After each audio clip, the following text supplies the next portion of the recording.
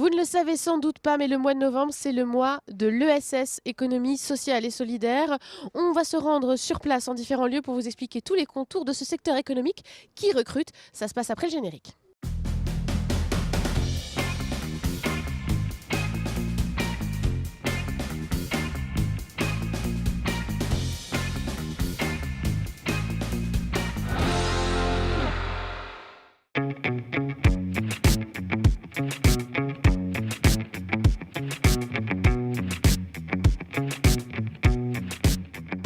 Dans le cadre du mois de l'ESS comme économie sociale et solidaire, on va vous faire découvrir comment fonctionne une SCOP. Une SCOP, c'est une société coopérative et participative. Il y a beaucoup de sigles dans l'économie sociale et solidaire, on va voir ça. Et nous sommes avec le gérant Michel Frémont. Bonjour. Bonjour. Alors nous sommes à l'imprimerie Parenthèse, une imprimerie comme on peut le voir derrière nous, qui a l'air d'une imprimerie tout à fait classique, mais elle est un peu spéciale puisque c'est une SCOP. Qu'est-ce que ça change au quotidien d'être dans une SCOP ? Alors pour les scopes, la chose principale, c'est que une personne égale une voix. Donc c'est tout ce qui est décisions importantes sont prises par l'ensemble des salariés. Voilà, alors là on est dans une entreprise qui compte 9 salariés, 8 sociétaires exactement. Donc ça signifie que dès que vous avez une décision à prendre, achat de matériel, augmentation de salaire, ça se décide de façon collaborative. Tout à fait, c'est ça. On se réunit et on vote. Ouais. Et la majorité l'emporte. Donc alors vous êtes un gérant, mais vous nous disiez tout à l'heure en aparté, je ne suis pas un patron parce que ce serait presque un gros mot. C'est quoi la différence alors ? Non, c'est pas un gros mot, mais disons qu'il y a moi j'ai un mandat. Ouais. Donc je suis élu par mes pairs, mes collègues. Donc j'ai un mandat de 4 ans qui pourra être remis en cause dans 4 ans. Et par rapport à une entreprise classique, puisque vous n'avez pas démarré votre carrière ici dans cette SCOP, qu'est-ce que ça change pour vous en fait au quotidien ? Eh bien, on en sait plus, je pense, sur le fonctionnement de notre entreprise, quoi. On est plus au courant de ce qui s'y passe et des choix qui sont faits. Et on participe de plus près à la vie de l'entreprise, oui. Donc vous êtes acteur, c'est votre entreprise. Voilà, c'est ça, c'est la nôtre. Ouais. Nous sommes acteurs. Et alors il y a aussi une spécialité de votre entreprise, qui n'est pas le cas de toutes les SCOP, c'est que vous avez une égalité de salaire. C'est ça. Ça paraît C'est surprenant. ça. Nous sommes au salaire égalitaire, oui.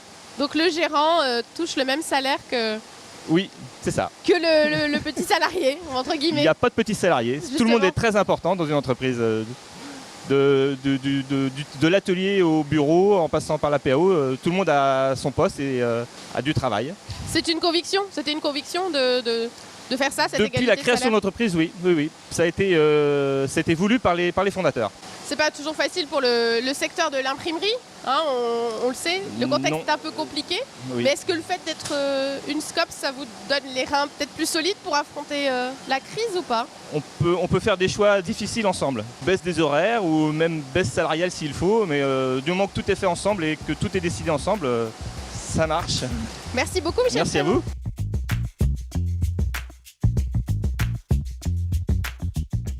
Et donc chez Parenthèse, même la commerciale touche le même salaire que les autres sociétaires. Hein, Tout à vrai, fait. hein, c'est assez rare pour être mentionné. Oui, tout à Vous fait. avez accepté ça ? J'ai accepté, oui. De toute façon, je suis rentrée dans ces conditions-là. Et voilà, ça me paraissait normal et ça me paraît toujours normal. Alors, est-ce que ça change vraiment de travailler dans une SCOP par rapport à une entreprise classique ? Alors, même si auparavant, vous n'étiez pas commercial, hein, c'est votre premier emploi de commercial. Tout à fait. Mais qu'est-ce que ça change ? Est-ce que ça change quelque chose, finalement ? Moi, franchement, au quotidien, j'ai pas l'impression que ça change beaucoup. C'est pareil, je me sens bien, aussi bien ici qu'avant. Et bon, l'ambiance est peut-être différente, c'est peut-être plus convivial, plus sympathique. On est tous concernés, impliqués. Et on a l'impression d'être vraiment impliqués et concernés à chaque instant de l'entreprise. Donc, Vous avez plus voix au chapitre quand même. Oui, dans oui. certaines décisions. Auparavant, je me permettais aussi de dire ce que je pensais, de toute façon. Mais c'est C'était vrai que peut-être pas écouté, maintenant ça l'est. voilà, c'est ça. En Ouais. effet, la différence, c'est que, en effet, avant, j'avais peut-être pas l'impression d'être écoutée. Et ici, en effet, on s'écoute tous et on partage nos idées, et, voilà, les bonnes, les mauvaises, et on essaye d'avancer tous dans le même sens. Et alors, en plus, il y a la parité. Et en plus, il y a la parité. Hein, voilà. On parle aujourd'hui du fait que Voilà, l'écart chez- de salaire homme-femme... Voilà, chez Parenthèse, il y a autant d'hommes que de femmes et on est tous payés pareil. C'est vrai que nous, ici, et qu'on en parle même, ça me gêne finalement, puisque voilà, ça ne devrait On même en pas parle être un pas, sujet de débat, mais parce ça devrait que pas. malheureusement, on devrait être tous sur un pied d'égalité.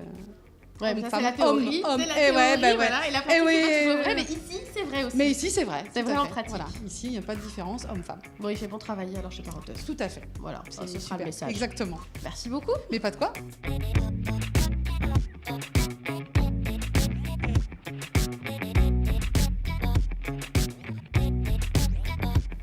Bonjour Mélanie. Bonjour Annelise. Avec vous, on va faire la visite du Solilab. Cet endroit-là qui se cache là. Il y a tout un tas de choses à nous montrer. On commence par quoi?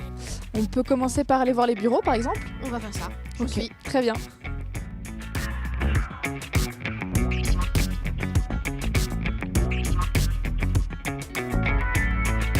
Avant de démarrer la visite proprement dite, je voulais vous demander c'est quoi le Solilab? Ça existe depuis 3 ans, ça fera 3 ans en février.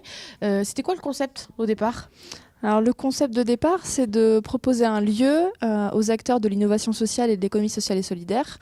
Un lieu qui rassemble plusieurs services, permettant en fait le développement de l'activité de ces acteurs et une reconnaissance, une visibilité aussi de ces activités. Parce qu'avant ils étaient un peu éparpillés sur le territoire, là ils ont un lieu ressource. Exactement, un lieu où on propose différents services, donc de la location de bureaux. Alors justement, ces locataires là qui sont ici derrière les portes, ce sont des entreprises, des associations, qui sont les locataires? Alors, on a une multitude de structures et d'activités différentes. On a aujourd'hui 90 structures qui sont présentes sur le site. Ça représente à peu près 200 salariés. On a aussi bien des associations, des coopératives, des entreprises classiques aussi, et des auto-entrepreneurs qui sont présents sur le site, avec, on va dire, un socle de valeurs communes qui se rattache effectivement à l'économie sociale et solidaire, mais dans des activités vraiment très variées. Mais on a différentes structures. Là, on a des structures qui vont être sur tout ce qui est l'éco-construction, les économies d'énergie dans le bâtiment, mais on a aussi notre prestataire Internet qui est aussi sur site. Voilà. Ipsis, là, qui se trouve Exactement. juste derrière. À l'étage, on a un bureau de praticien bien-être. On accueille également des étudiants de l'école de design sur le site. Donc c'est assez varié en termes d'activité. En termes de forme, de statut, et en termes d'activité. Et des secteurs d'activité. Ouais, tout à fait. Alors, le fait d'être aussi sur un même site, ça crée des collaborations? Exactement. C'est aussi l'objectif majeur, en fait, on va dire, d'avoir ce lieu, c'est de pouvoir favoriser le développement des coopérations, la mutualisation de ressources, qu'elles soient matérielles, avec un espace reprographie où les locataires vont partager un copieur tout simplement, mais aussi de pouvoir partager des expertises, de faire des échanges de compétences notamment à travers le site, et puis après de pouvoir répondre à des projets en commun.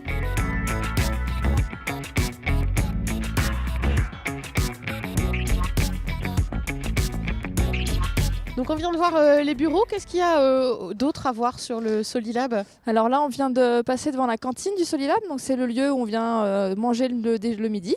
Donc il y a des micro-ondes qui sont à disposition pour les personnes qui sont sur place. Et on accueille aussi des restaurateurs ambulants pour proposer une offre en vente sur place tous les midis.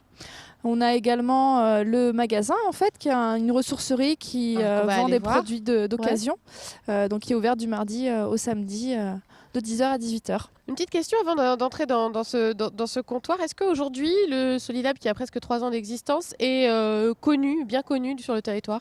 Oui, c'est vrai qu'on a une belle notoriété, que ce soit au niveau local ou même national, puisqu'on accueille régulièrement des délégations d'autres régions qui viennent s'inspirer de cet exemple-là. Localement, on a pas mal de structures du territoire qui viennent, parce qu'au-delà des bureaux, on accueille aussi des salles de réunion qui permettent d'accueillir aussi bien une toute petite réunion qu'un grand événement avec notre espace dans la halle. Et vous êtes même victime de votre succès parce que vous êtes très sollicité pour des gens qui veulent s'installer et il n'y a plus de place. C'est ça, il n'y a plus de place. On a 2-3 demandes par semaine de structures qui voudraient venir s'installer, mais on est à plein depuis quelques temps, donc on a un tout petit turnover qui permet quand même de renouveler par morceau les locataires du Solilab. Alors là, ce sont des structures qui sont membres de l'économie sociale et solidaire qui sont ici au Solilab, mais après c'est ouvert aussi au grand public, c'est d'ailleurs le cas du comptoir, on va aller voir ça tout de suite. Voilà, tout à fait. On a de la chance qu'habituellement c'est fermé le lundi, c'est fermé le lundi, hein. Ouais, ça ouvre du mardi au samedi, voilà, c'est une visite VIP rien que pour nous. Donc qu'est-ce qu'on trouve ici dans ce comptoir? Alors on trouve uniquement des produits d'occasion. Il y a 2 structures qui portent le comptoir, qui animent ce lieu. Donc le Relais Atlantique, qui est sur toute la partie où on est actuellement, donc la partie textile, chaussures, linge de maison. Et on a également dans la deuxième partie l'Atelier du Réemploi, qui est une ressourcerie basée à Sainte-Pazanne, qui collecte tout type d'objets, donc que ce soit du mobilier, de la vaisselle, des jeux, des jouets, des livres. Voilà. Et en quoi ça avait du sens qu'il y ait ça aussi au Solilab, qu'il y ait aussi ce lieu-là? Ça a fait du sens parce que tous ces objets-là, ils étaient destinés à la déchetterie. Donc on leur donne une deuxième vie, voire une troisième ou une quatrième, on ne sait pas forcément. Ça permet effectivement de pouvoir proposer des produits à moindre coût aussi et qui sont tout à fait réutilisables. Et ça permet aussi de créer de l'emploi. Notamment le Relais Atlantique est une structure qui emploie des personnes en insertion.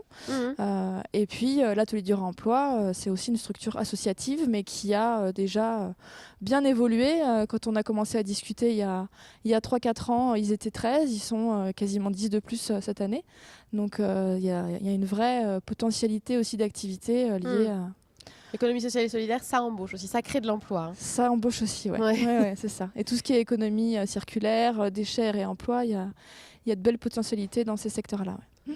Alors, comme on est dans le mois de l'économie sociale et solidaire, avant de se quitter, peut-être vous, qu'est-ce que ça veut dire pour vous l'économie sociale et solidaire? C'est quoi les valeurs de ce secteur-là? C'est vrai que les valeurs qu'on essaye de porter, on parle bien effectivement d'une économie. Donc nous, on est sur des secteurs d'activité qui sont quand même porteurs d'emploi.